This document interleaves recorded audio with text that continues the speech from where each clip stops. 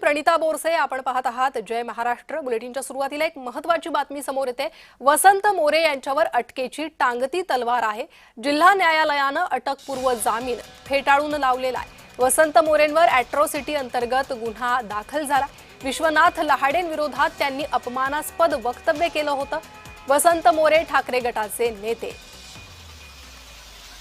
अधिक माहिती या संदर्भात घेणार आहोत आमचे प्रतिनिधी रोहन कदम यांच्याकडून। रोहन, काय अधिक माहिती समोर येते? वसंत मोरे यांच्यावर अटकेची टांगती तलवार आहे।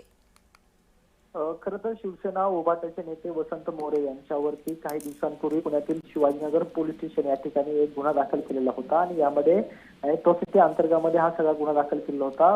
वंचित बहुजन आघाडीचे उपाध्यक्ष असणाऱ्यांच्या वडिलांवरती त्यांनी भर पत्रकार परिषदेमध्ये काही आरोप केलेले होते आणि त्या आरोपाची पडताळणी करण्याबाबत देखील पत्र त्यांना देण्यात आलेलं होतं, परंतु तिथून उत्तर आलं नाही आणि म्हणून त्यानंतर शिवाजीनगर पोलीस स्टेशन या ठिकाणी काही जणांनी जे आहे त्यांच्यावरती गुन्हा दाखल केलेला होता आणि त्या गुन्ह्यासंदर्भामध्ये सातत्याने पाठपुरावा जो आहे तो वंचित बहुजन आघाडीच्या माध्यमातून केला जात होता आणि त्यावरती जो आहे तो उच्च न्यायालयाच्या माध्यमातून काही लोकांनी दबाव आणल्यानंतर पहिल्यांदा जिल्हा सत्र न्यायालयामध्ये हे सगळा खटला जो आहे तो चाललेला पाहायला मिळत होता आणि अटकपूर्व जामीन अर्ज जो आहे तो वसंत मोरेंच्या माध्यमातून दाखल करण्यात आलेला होता आणि तो जिल्हा सत्र न्यायालयाने सध्याच्या घडीला फेटाळलेला पाहायला मिळतोय। त्यामुळे वसंत मोरे यांच्यावर ह्या सगळ्या गुन्ह्याप्रसंगी जी आहे ती अटकेची टांगती तलवार सध्याच्या घडीला पाहायला मिळते। परंतु वसंत मोरे या सगळ्या गुन्ह्यासंदर्भामध्ये हायकोर्टामध्ये दाद मागतील अशा प्रकारची शक्यता सध्याच्या घडीला आहे।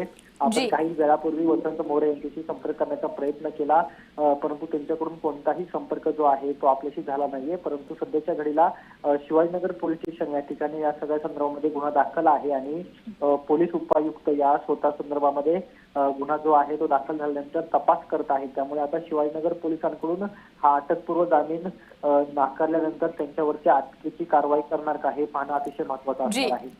जी रोहन, तुम्ही असेच जोडलेले रहा। आणखी एका महत्त्वाच्या बातमी संदर्भातील तपशील तुमच्याकडून